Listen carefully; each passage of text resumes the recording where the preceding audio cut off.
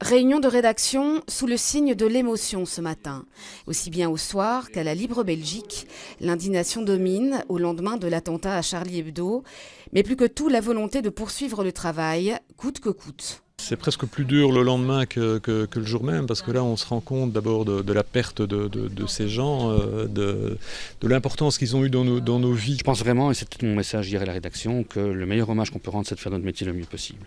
De continuer à analyser les causes, évidemment ne pas faire d'amalgame. La volonté de continuer à travailler sans aucune barrière, et cette volonté aussi d'exprimer notre solidarité avec la France en général et avec les journalistes français. Pas question de céder à la peur ou à la panique.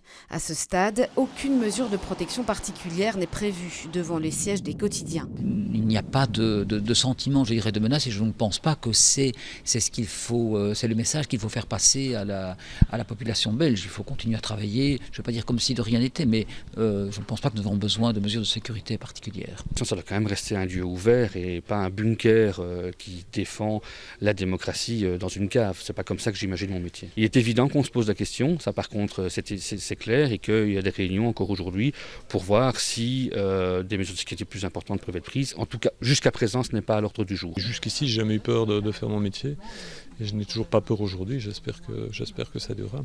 La pratique du métier restera identique au lendemain de ce 7 janvier, désormais marqué au fer rouge, mais peut-être avec une conscience renouvelée de l'importance du journalisme pour la démocratie.